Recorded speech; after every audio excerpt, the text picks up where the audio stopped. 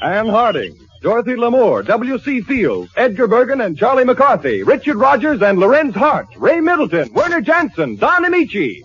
This is the Chase and Sanborn Hour.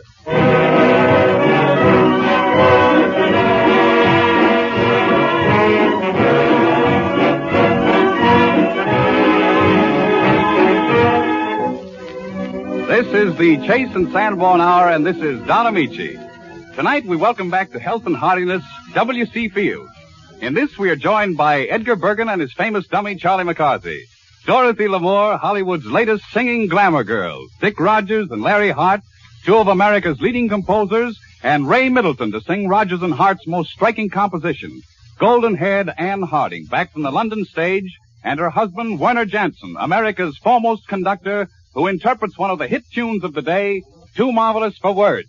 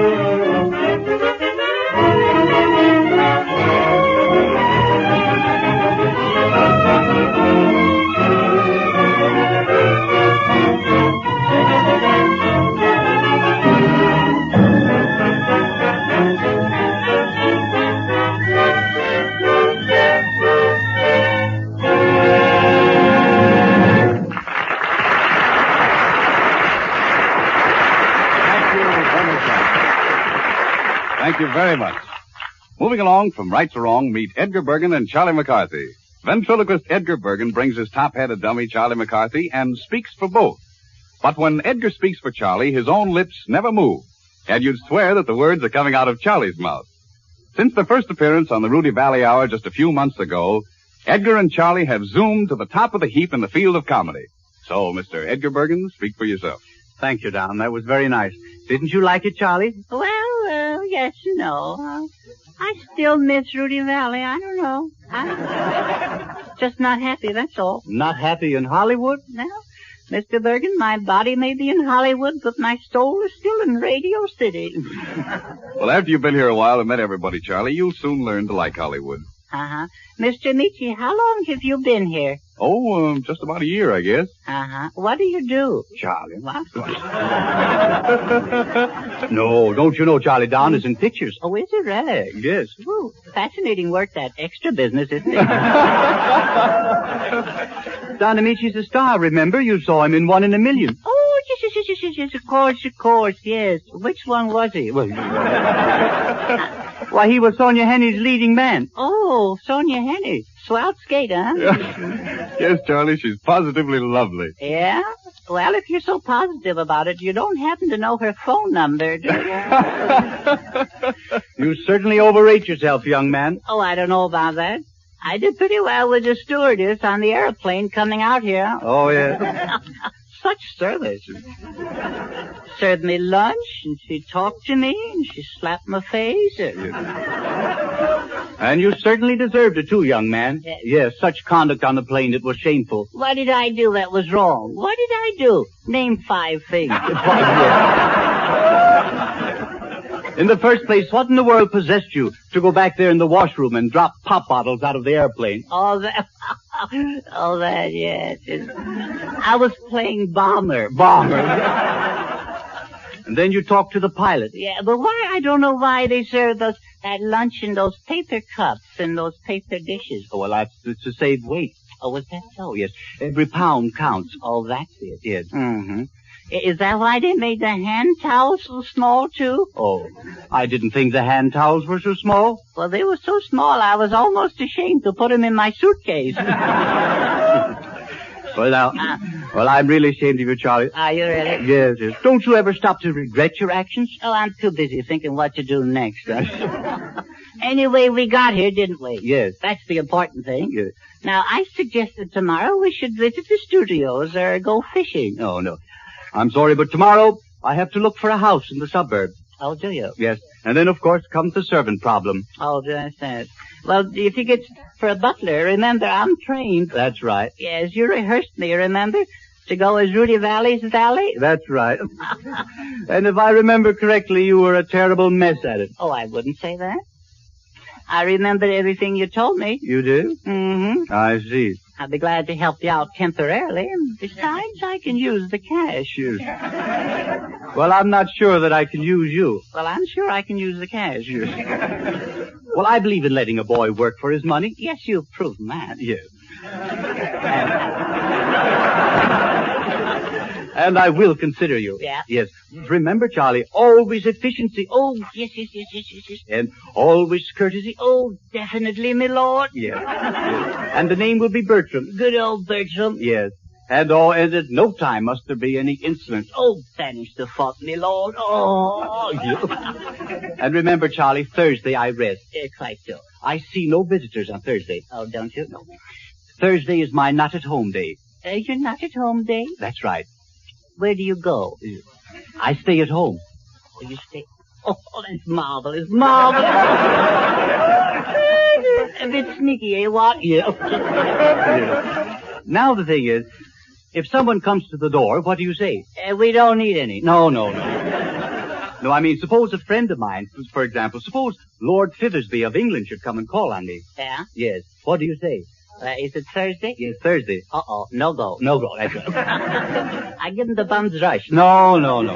No, you must give him the greatest courtesy. Is that so? Yes. That is where tact is required. Mm-hmm. Now, suppose I'm Lord Fithersby. Uh-huh. I'm calling to see Mr. Bergen. Yeah, very good. Yes, all right. Now, you're the butler. Very good, my lord. Go ahead. I'm at the door now. Uh-huh. Go ahead now. Yes, sir. How do you do, Lord Fithersby? Now, wait a minute. How do you know it's Lord Fithersby? Oh, you just told me. Oh, you don't. I know. I'm sorry. Knock again. First you ask the name. That's right. Yes. Hello. Come in. What's your name, Lord Fithersby? No. What's the name? That's better. Uh-huh. Yes. My name is Lord Fithersby. Very good, sir. Yes. I would like to see Mr. Bergen. I'm sorry, but it's Thursday, if you know what I mean. He's not in. He's not in? No. Well, where is he? He's in and he's out. He's in and he's out. He's puffing about, as it were. Well, just what is he doing? At the moment he's sleeping. Sleeping. Then he's not out. No, he's all in. He's all in. And that's why I didn't go out. But if you think you're going to see him, you're out of luck. Yes. But I'm Lord Fithersby from the Isle of Wight. Is that so? Yes. Well, I suggest you wait until tomorrow. No. Do I get the job? Well, not so fast, you see. Now, there's a questionnaire to fill out. Uh-huh. I don't know anything about your character. Well, I'm taking the same chances with you, you know. Yes, I know. Now, what about the salary? Oh, the salary. Yes, there is the salary, I hope. Yeah. Well, the salary, it will be a small starting salary. A small starting salary. Yes. Mm-hmm. But it will start. It will start. It can limp along. Oh, yes. Could you say how small it would be? I'm awfully sorry, Charlie. I can't say how small it will be. Oh, they don't make money that small, huh? Oh, go away.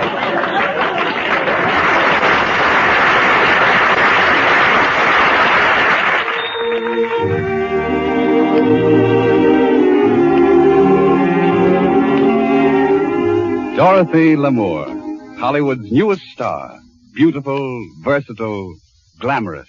Yes, and in addition to that, she's not bad. She's not half bad, if you know what I mean. Thank you, Charlie. You're very cute. You're kind of cute yourself. Now, considering that we're going to be working together, I think we ought to be good friends, don't you? Yes, Charlie, we all ought to be good friends, but, Now, don't cramp my style, Amici.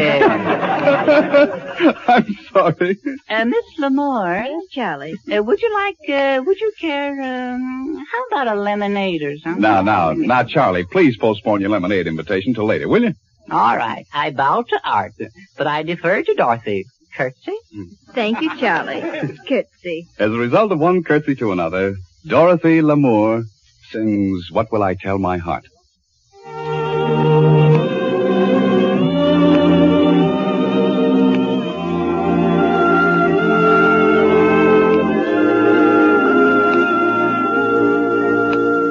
I'll try to explain to friends dear the reason we two are apart.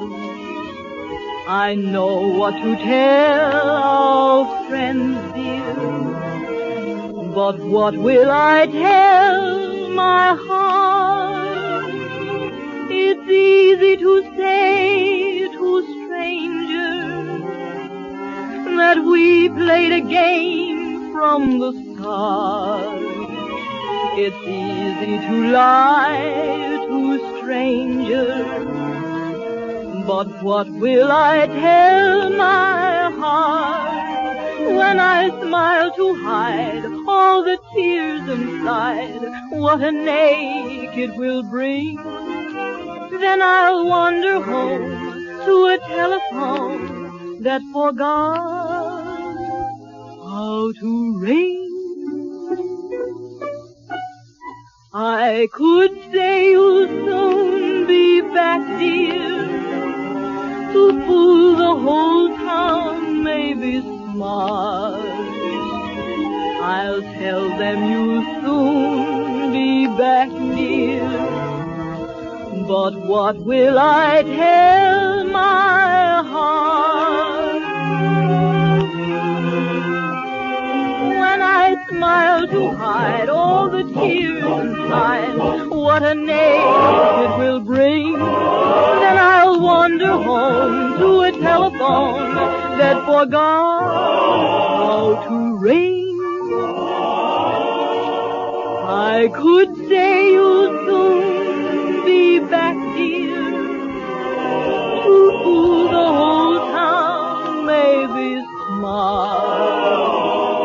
I'll tell them you'll soon be back, dear, but what will I tell my heart? What will I tell my heart?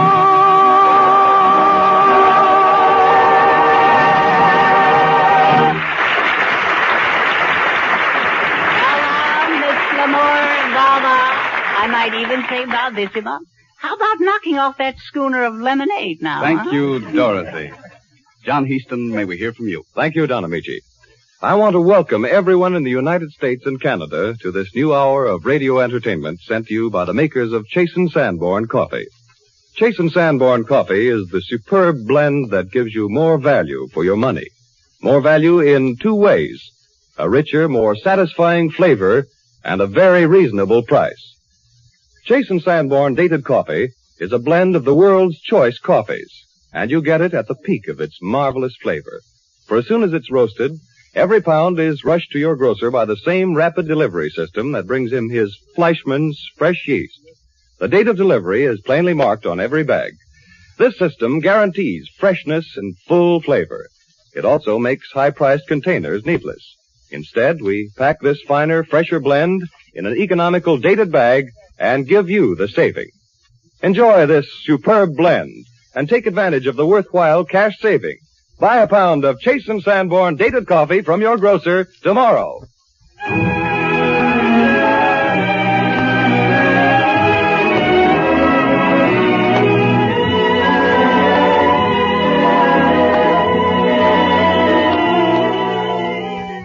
The Guardsman, one of the most brilliant plays ever presented by the Theatre Guild. Tonight, to add sparkle to Ferenc Molnar's clever lines, we give you Miss Anne Harding. It is a privilege to play opposite so great an actress and so lovely a person as Miss Harding. Thank you, Don Amici.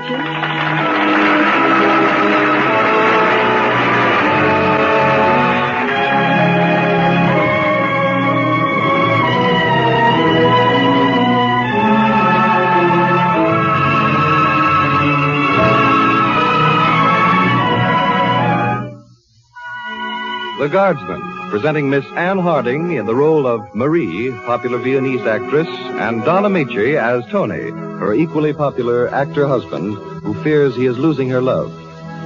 Tony decides to test Marie. Disguised as a Russian Guardsman, he makes love to her. He confides his plan to their old friend, Dr. Bernard, and now we find Tony, dressed as the Guardsman, alone in his own living room with Dr. Bernard. It's not so easy, Tony, to play a part and fool your own wife. Either I am a good actor or I am not. And if I can act for money and for fame, why can't I do it to test the love of my own wife? Well, I must admit the Guardsman's uniform becomes you. Any woman would find it hard to resist you. But she has resisted me, Bernard. Once this afternoon I was afraid she wouldn't, but to see her conquer her feeling for this Guardsman, crush it, that means more than happiness, dear friend. That means peace of mind. Then she is true to you? There is no doubt of it. And a woman who can be true to her husband when I am the lover will be true always. But what did you do about Olmutz? Didn't you tell her you were playing 3 performances there? Oh, I sent a wire and called it off. But she thinks I'm there. I actually left for the train and rushed next door, put on this uniform, mustache, wig, and presented myself for tea. Prince Vasily Samsonov. You sound very convincing with that accent. Not for nothing, Bernard, did I once visit Russia. Dr. Bernard is a hazel. Oh, that is nice of him. Bernard, what do you think of my conquest? Rather nice, isn't it? Well, what else can one expect when you are the lady? Oh, forgive me. This is Prince Vasily Samsonov, Prince, Dr. Bernard. I have been most correct in my behavior so far. And therefore, the presence of this Dr. Bernard. Dr. Bernard will not prevent me from saying before him as a witness that there is nothing I would not do, nothing I would not sacrifice. If I... You know what I would say. Oh, I know, but I want to hear you say it. What do you want to hear? I want to hear the end of that long sentence. I want to hear you say you love me. Oh, great heavens. Bernard, he doesn't understand. Bernard, look at him. He's no beauty. But at last, a man who has no ringing voice. A man who, thank heaven, is neither intelligent, nor brilliant, nor melancholy, nor sentimental. Bernard, this simple, honest, stupid... Come see, he doesn't even know how to behave. But dear old friend, at last, after all these years, our man. Yes, but now with my congratulations, may I leave you? Oh, must you? I must. I really must. I only stopped in to make sure that you were not too lonely. You'll forgive me, friend. But certainly. Friend, do you realize what life has done to us? I do not know what is happening to me. And you do not know what is happening to me. You should have known I would burn with a great flame once you set me alight. Now you're afraid. I am mad. My happiness has turned my head. I do love you. You do love me? I love you. I adore you. I worship you. Are you as happy as I? I am unspeakably happy, and I am going to kiss you. When shall I see you again? Tomorrow. Tomorrow at 5. Tomorrow at 5.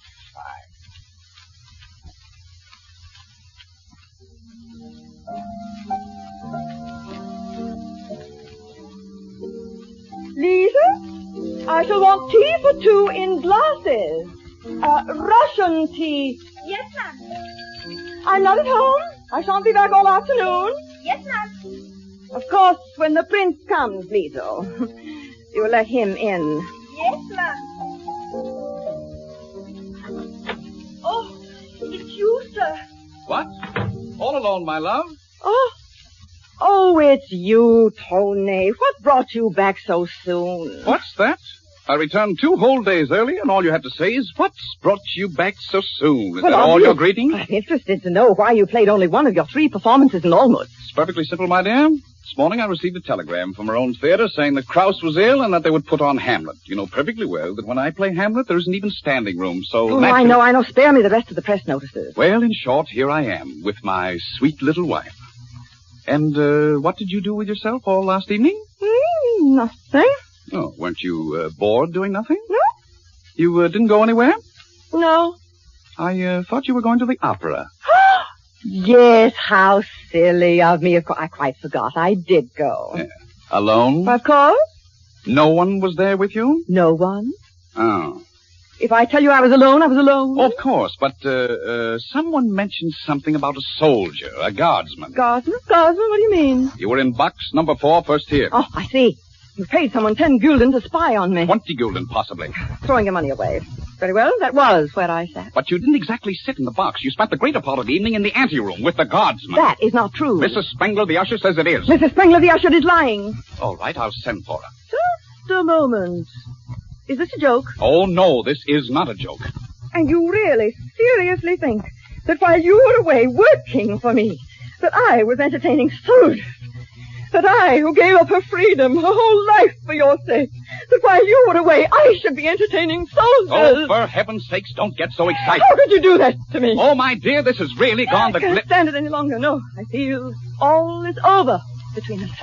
Oh, Marie, now don't say such things. You know how madly I love you. That you suspect me? No, I do not suspect you. You believe lies about me? No, I don't believe anything wrong about you. You're not saying that because you really believe. No, I'm going away. I must. Marie, now, listen, you can't go, darling. What would I do without you? I should die. You really mean it from your very, very heart? That you don't believe those malicious lies? Of course I don't believe them. I swear it. You love and trust me? I love you and trust you. And it was all lies and slander. It was all lies and slander. Oh, my darling. How I must love you to be able to forgive this. But I do forgive you. I shall love only you, darling, forever and ever. And you believe in me? I believe in you. Oh, please forgive me. I'm so in love with you that... Why are you crying? Oh, if I could only tell you why I'm crying. Oh, now, my sweet. Now, don't cry anymore, please. Now, you rest while I go and change my clothes. Oh, if you men only understood your wives, you'd go away and leave me alone for a while. I'm so nervous after this dreadful scene. I'm a wreck. Very well, my love. To show you how considerate I am of your nerves, I'll go.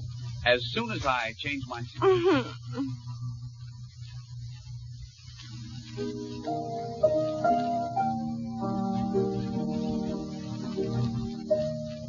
Tony, what is taking you so long? I thought you were going out. I'm ready now. Precisely 5 o'clock. His Majesty himself could not be more punctual. Oh, good afternoon, Prince. I began to think you weren't coming. Really? What does all this mean? Are you trying out a part? Are you acting? No, darling, you're doing the acting. You're even in costume. Yes, I am, and I hope you realize why. And instead of begging my forgiveness, now that you're exposed, instead of realizing the moment has come when even your lies are of no avail, you were...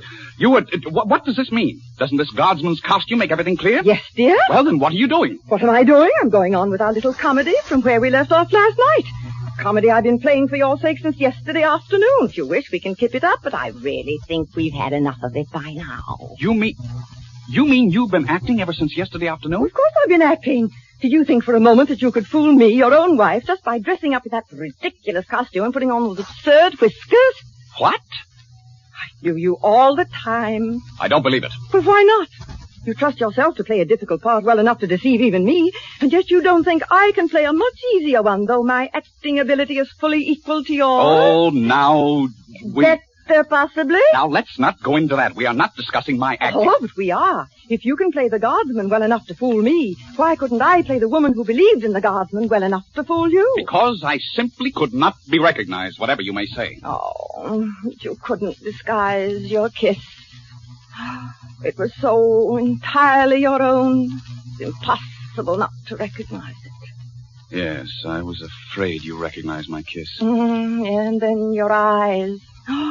What was it I told you the day that you first told me you loved me? What was it I told you about your eyes? That the look in my eyes... A sweet, warm, sad look.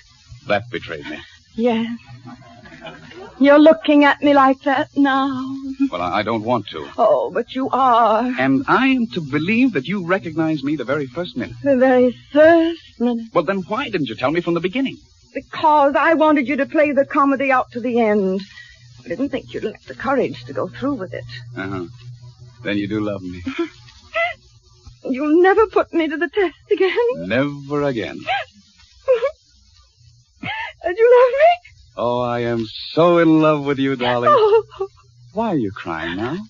oh, I could only tell you why I'm crying.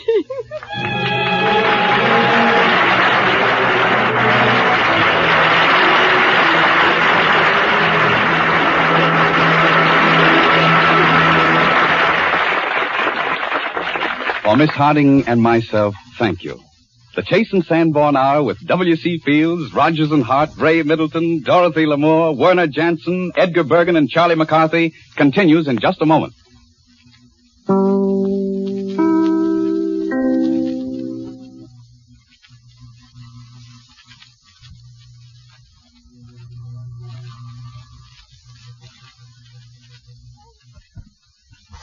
You know, Mr. Bergen, Yes? I've always wondered why they ring those bells. Oh, have you? Yeah. You don't suppose it's to wake up the people, do you? Well, I see you're back, Charlie. Yes, indeed, Mr. Amici. Yes, indeed. I go, but I return. Yes, that's inevitable. The Chase and Sanborn Hour continues. Two of the loveliest melodies Jerome Kern has ever written are The Way You Look Tonight and Our Song, Werner Jansen and the orchestra.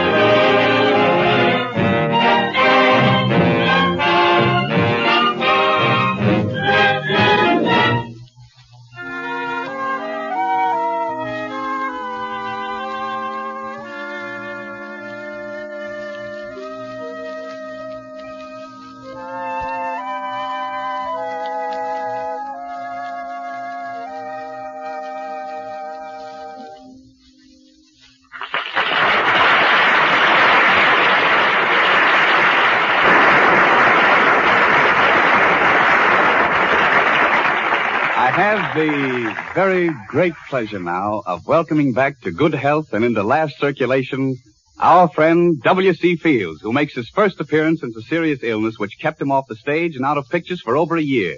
And now he returns fully recovered to say hello. W.C. Fields.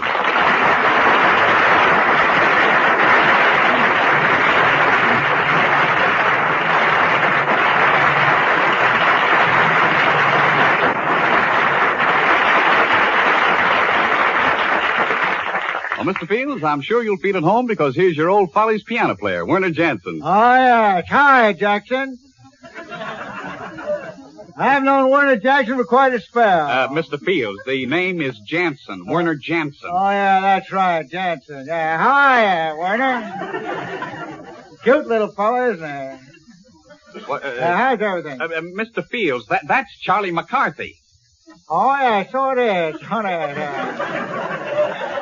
How are you, Charlie? How do you do, Mr. Fields? How do you do? He's put on quite a little weight since I saw him last, hasn't he, Mr.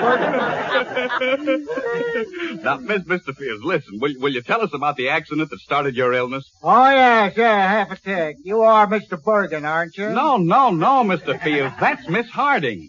Oh, yes, I see. Yes, I know Miss Harding very well. How's your partner, Miss Laurel?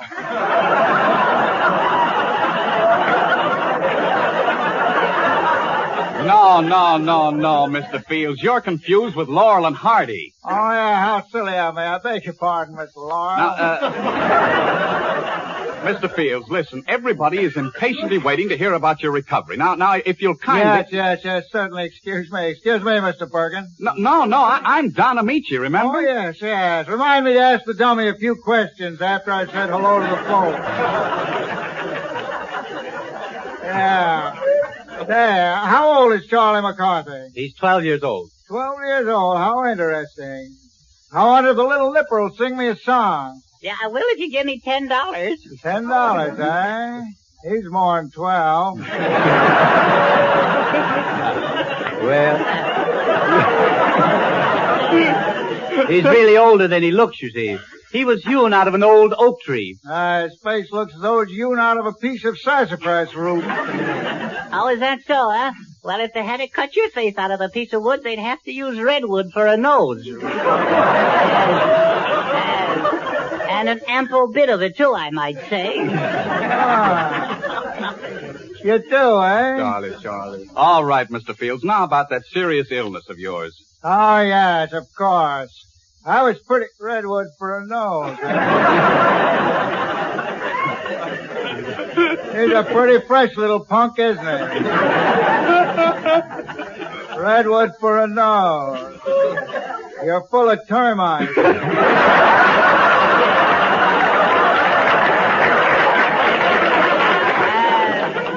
The guy is drunk. Take him away. Draw his flies. Take care. I may be drunk, but I'll be sober tomorrow, and you'll still be full of termites.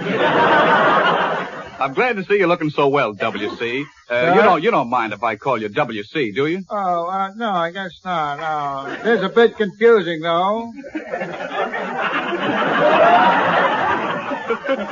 In Europe, royalty always referred to me as the W.C.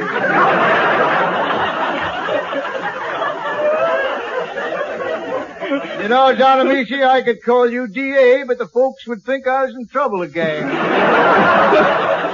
You know, from the reports I got, you surely have had your share of trouble. They said you were at death's door. Yes, I was. Well, what did the doctors do? Oh, they did everything in their power to pull me through. Fine lot of boys, those medicos. Redwood for a nose. He's only 12, eh? What's he wearing a wig for? Now, look, W.C., I know you were very ill, but what I'd like to get at is just what really was the main trouble. I had a very stubborn case of pernicious dandruff. Pernicious dandruff? Yeah. Well, isn't it a fact that you broke your neck? Oh, yes, I forgot all about that. I heard you were run over by an automobile. Yeah.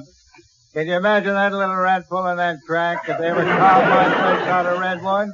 Yeah. Use redwood for a nose. Now, W.C., please. How did you come to break your neck? I didn't come to break my neck. I came to ride a bicycle. I should have stuck to my velocipede. You were riding a bicycle and... A Paramount truck loaded with props. Now, please don't mention any names. Just say a truck. Oh, yeah, but it was a Paramount truck.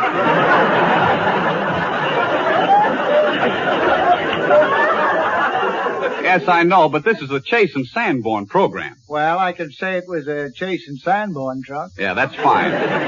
Fine. Now go on. But if you want to know the truth, it really was a Paramount truck.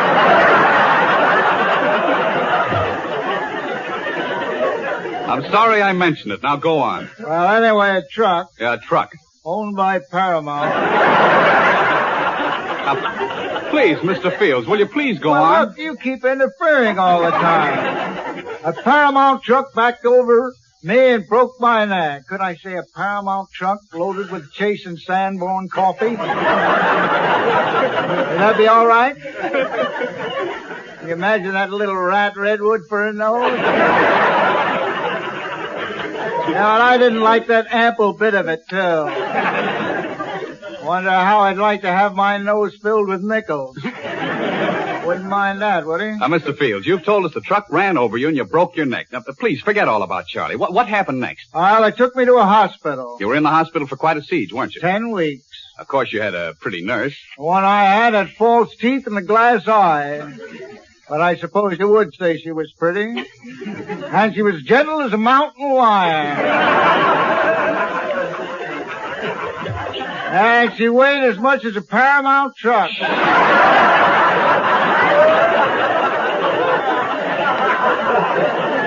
Quiet. Don't say it. See, you didn't wait. See, I filled with Chase and Sanborn coffee. All right. Well, what was the doctor's exact diagnosis of your ailment? Just a broken neck? No, the croaker said I had mogo on the go-go-go. Or what is known to medical science as Ralph Hidalgo. Well, what does that all add up to in English? A broken neck coupled with a very stubborn case of pernicious dandruff. Yeah. When you got home, something else happened, didn't it? I was ingurgitating an invigorating stimulant that I call red milk. And I slipped down a flight of stairs. Yeah, well, what was the breakage in that nonstop flight? I fractured the southernmost portion of my spinal column. And to my great dismay, I discovered I'd spilled half of the tasty nectar.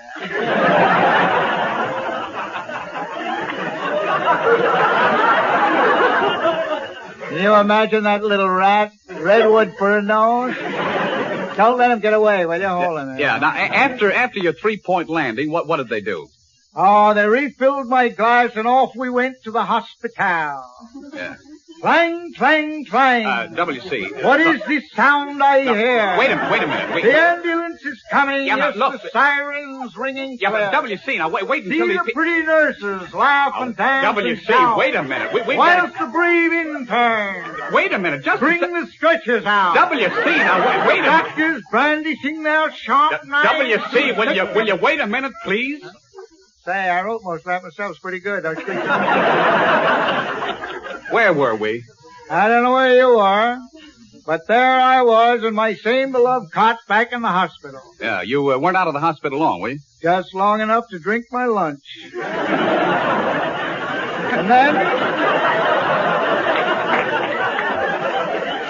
And then, Redwood for a nose. I'll take baby Leroy in preference to him anytime. And he's no bargain. Oh, come on, Mr. Fields. Forgive and forget.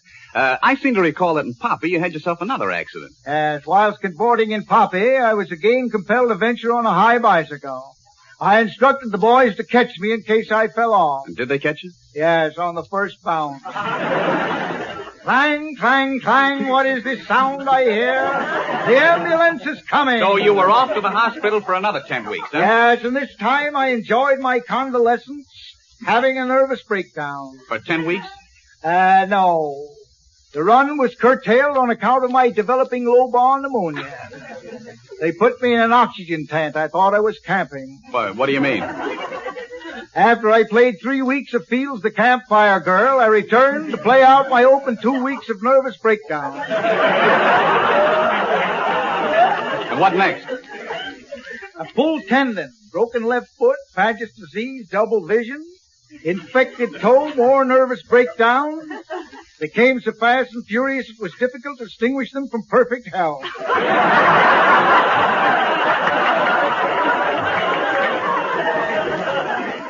I had Miffentip and Boffindil. What? Oh, don't ask me what they are. And a slip sacroiliac. A slip what?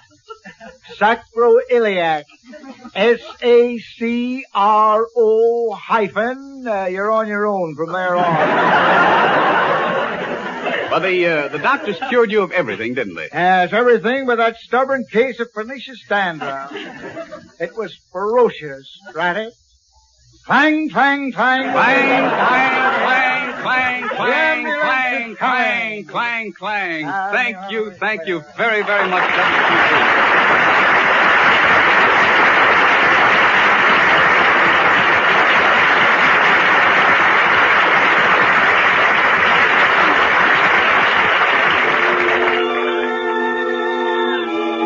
In the picture 50 Roads to Town, Ann Southern and I did a little song that's been haunting me. And they say the best way to get a haunting song out of your dreams is to sing it at people. So I'm singing this one at you. Never in a million years could there be another you. I would shed a million tears if ever we were through. Never in a million moons could you ever be surpassed.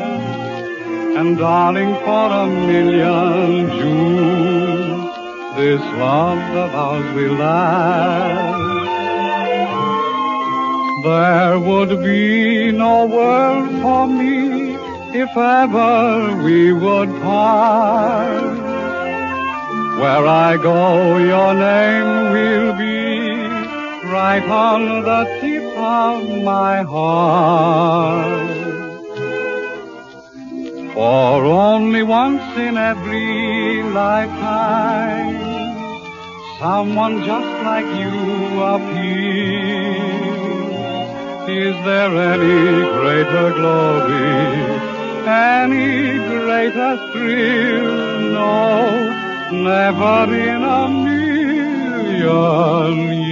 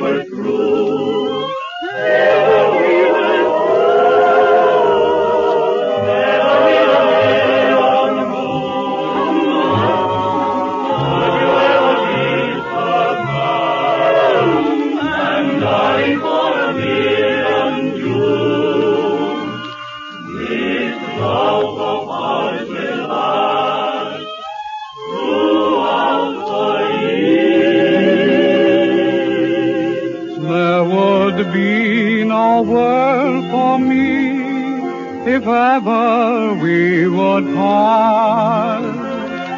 Where I go, your name will be right on the tip of my heart. For only once in every lifetime, someone just like you appears. Is there any greater glory, any greater thrill? No, never in a million years. No, never in a million, never in a million years.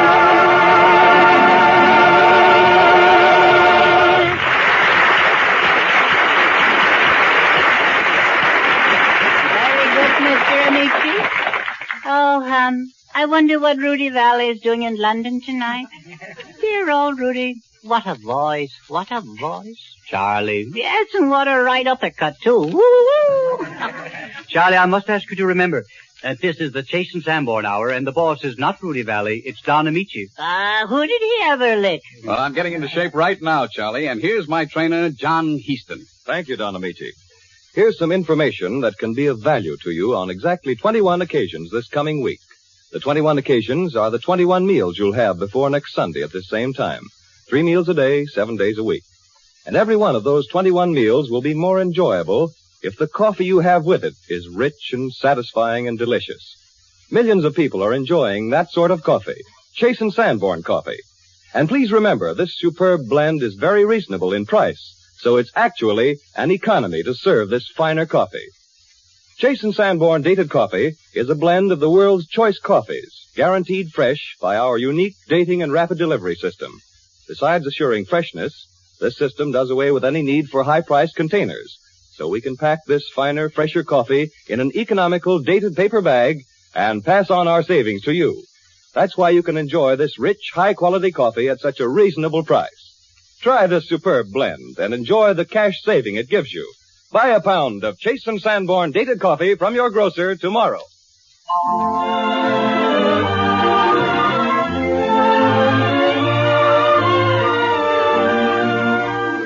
My Heart Stood Still is just one of the many great songs written by Dick Rodgers and Larry Hart. Ever since the first Gary Gayeties down to their latest Broadway hit, Babes in Arms, there's been a pungent freshness in everything they write. Their most novel musical work is the stirring All Points West.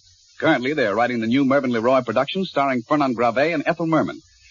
Say, Larry, which comes first in writing a song, the words or the music? Well, Dick, how do we usually answer that question? It can happen either way. And it usually happens neither way. We usually start with a title. Title with an idea. Then I write a tune to it. I write a lyric to the tune. And there we are. Yeah, well, there you are, but where am I? We're still trying to find out which came first, the chicken or the egg. Well, maybe you'd better ask a couple of other roosters. Now, about All Points West, whose idea was that? Well, a fellow named Paul Whiteman was holding a modern music concert, which he combined his orchestra with the Philadelphia Symphony. And he was putting on a series of musical stunts. Take it away, Dick. And so he asked us to do something special for his concert. I racked my brain. Larry racked his brain. You see, Don, it's just a racket. Yeah. We tried to get the most characteristic American We sound. settled on a train announcer. From this idea came All Points West.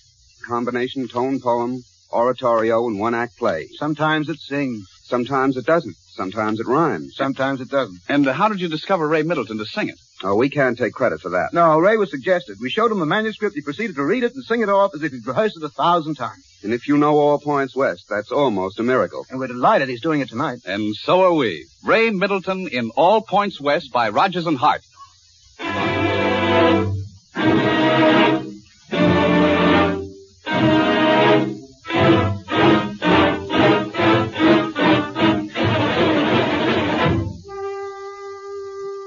Leaving track 33 at 11:27, the Great Lakes Express bound for Albany, Syracuse, Rochester, Buffalo, Erie, Cleveland, Toledo, Detroit, Kalamazoo, and All Points West.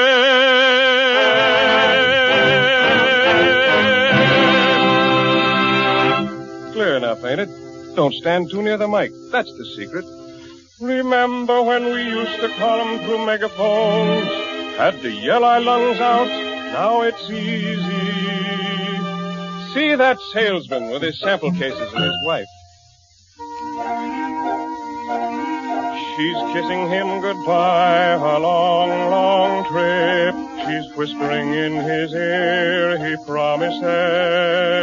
Oh, yes, he'll be true. Oh, yes, he'll be true. Ha, ha! The salesmen get around, must be marvelous. Home is where your satchel is, and fun on the train. Fun on the train. I never get in 'em.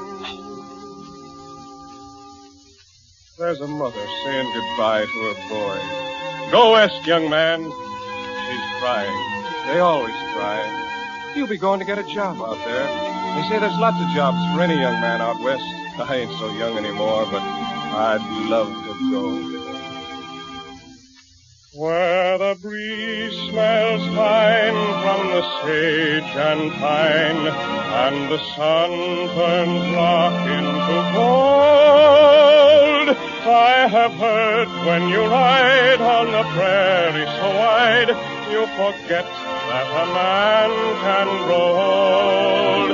For the Rockies rise to the sunburned skies, and the world opens up like a fan. But for me there is dust, there is dirt, there is rust, while you go west, young man, while you go west, young man.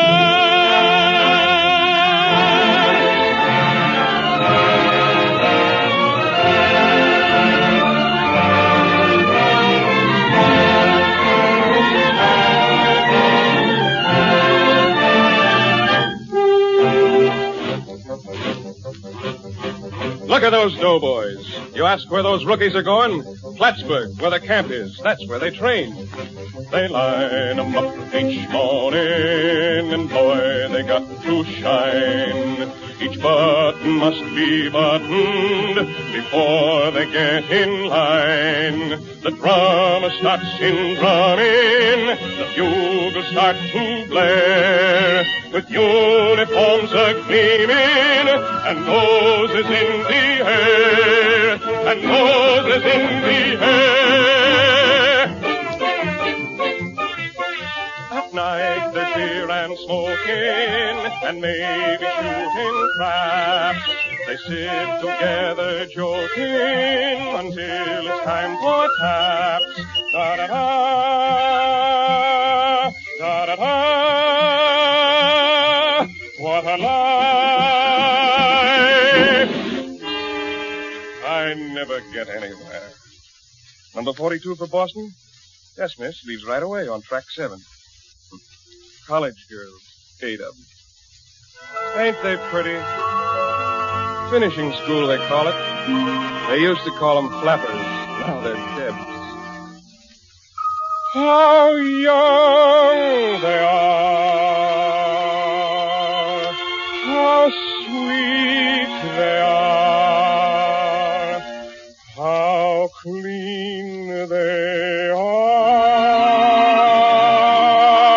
How fresh and beautiful.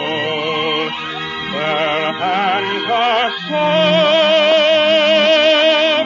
Their eyes are bright. At night they sleep and dream their hearts away. Life is a dance to them. It makes me feel a little old to see young girls, how young they are.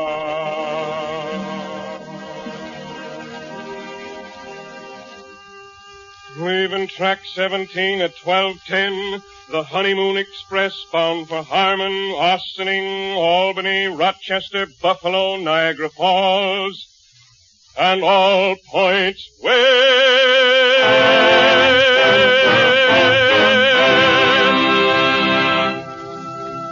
Look at that guy. No honeymoon for him. Poor guy. He's handcuffed to a cop. Yep, a burglar. Maybe a killer. No Niagara Falls for him. He'll get as far as Ossining. Up the river. Maybe for keeps. How mad he looks. What's he mad about? At least he's going somewhere. If there's a honeymoon couple with all their friends and relations, rice they're throwing in old shoes.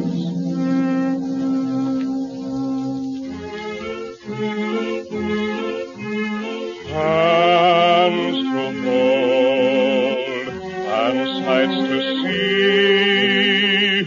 They've got the world. The world is free, speeding through the night with kisses in the gloom that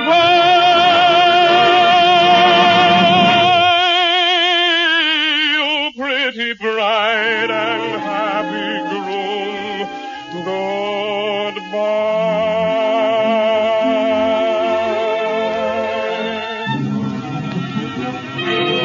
What's that yelling? What's that crowd? Police whistles. The crook, the prisoner broke away. Look at the cops. They got him. No, they didn't. Oh, I hope he makes it. Look out, there's a cop behind that post. He's got his sleeve. He got away. Hurry. The cop's got his gun out. Don't shoot, you fool. You'll hit someone. Oh, you fool. Why me? Here. I'm going on track 7 at 12. Oh, sights to see, to go. I'm going somewhere now.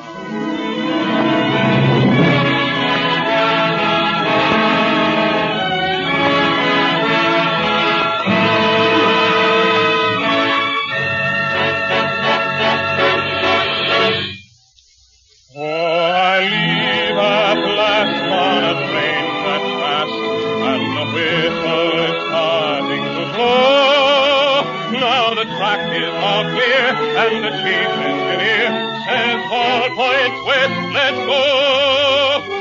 Says all points west, let's go.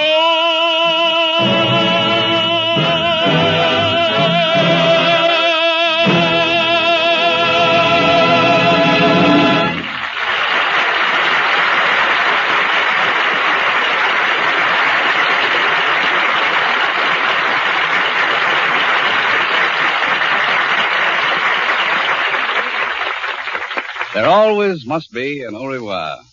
And I'm saying it now for our guests, Ann Harding and Rodgers and Hart.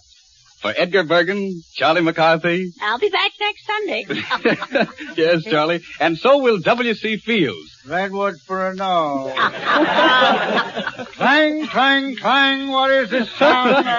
Thank you, W.C. Thank you.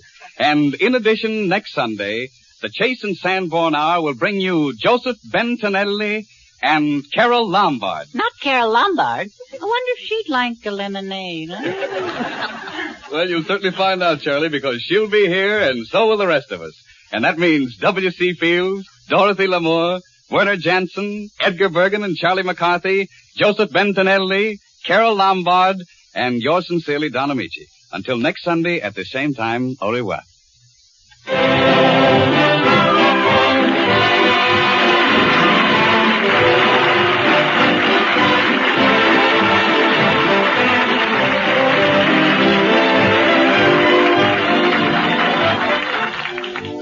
Heard on this program were Our Song from When You're in Love, The Way You Look Tonight from Swing Time, My Heart Stood Still from Connecticut Yankee, Beautiful Lady from Pink Lady, and The Big Show from Head Over Heels by Jerome Kern. Next Sunday at the same time, same station, Don Amici, newest 20th Century Fox star, will introduce another Chase and Sanborn Hour with W.C. Fields, Dorothy Lamour, Werner Jansen and the orchestra, Edgar Bergen and Charlie McCarthy, Joseph Bentonelli, and Carol Lombard. Be sure you're listening next Sunday. The National Broadcasting Company.